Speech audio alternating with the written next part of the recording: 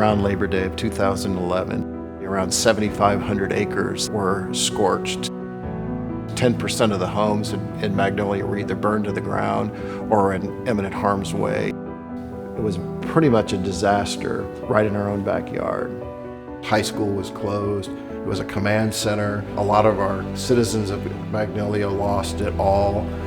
Children at that time who we coached their Little League baseball teams, their parents were losing their homes. Matthew, Mabry, and myself were sitting in the clubhouse and we decided that we were going to do something about it. We came up with this idea of starting a nonprofit organization and specifically helping those fire victims get back on their feet. Kevin and Matt put the structure of the golf tournament together, and just a few weeks later we were actually on the course raising money for these particular families. We weren't going to sit around and think about it because we needed to move quick. Short 60-day runway, and we raised up over $120,000, $130,000. After that event was over, the conversation was, what are we going to do next? It wasn't even a question of if we should do something. And since then it has evolved. We look at individuals and within our community that are having tough times because of illnesses or because of circumstances. We raise money for infrastructure, and we build tennis courts, we build playgrounds. We've really targeted some very specific needs within our community.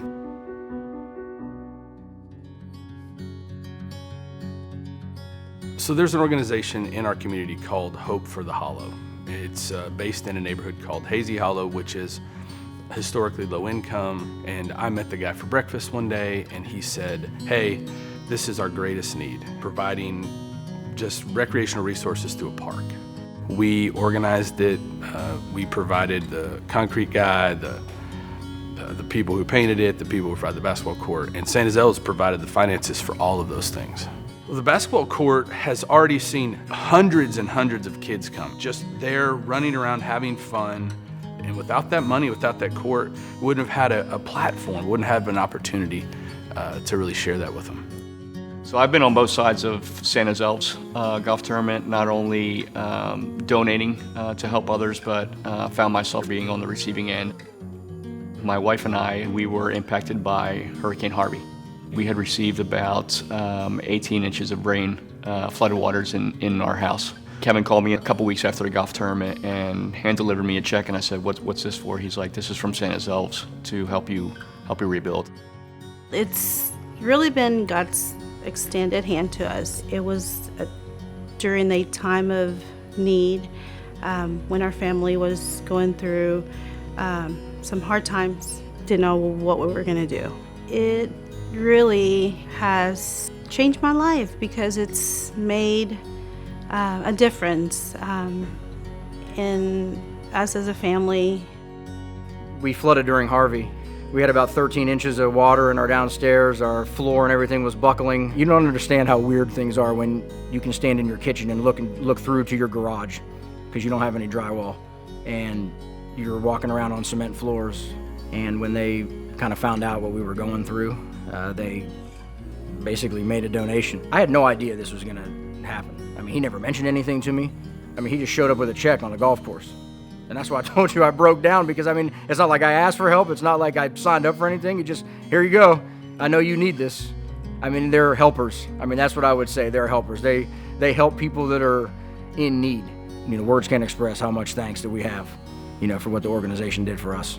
I would just like to say thank you on behalf of my wife, Lauren, and the kids for everybody takes part in Santa's Elves. It makes a huge difference, not only from the donation that we receive to help us rebuild our lives, but more from the compassion and the love that we saw from the folks that donated money.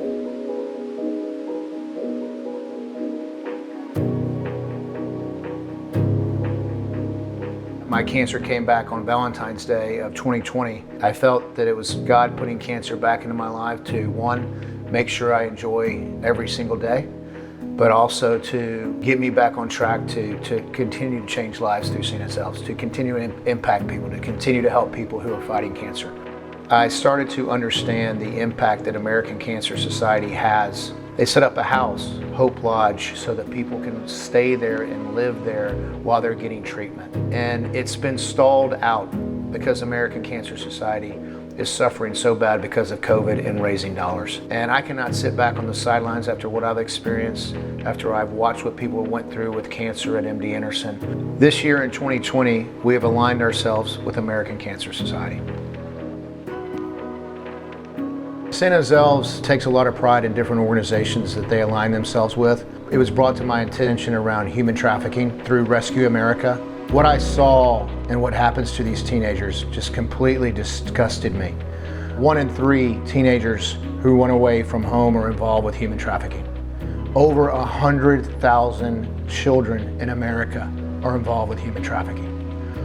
And once I heard these statistics, I knew it was San Jose Elves' job and San Jose Elves' responsibility to assist with the financials and assist with this effort to stop this. Well, it's hard to believe it's been 10 years.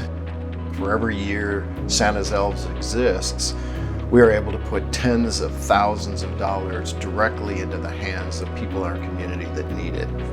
Faces and names may change, but the goals and missions and the needs of the organization will not change. And I would think as long as the community tells us that they need us, we're going to step up and be there. I'm so proud of the nucleus. I'm proud of the committee, the board members, our sponsors who have stuck with us through 10 years. And I'm so proud just to be a part of a family and a nucleus who really cares about the community and cares about going in and helping people that need help. We're going to continue the momentum in another 10 years.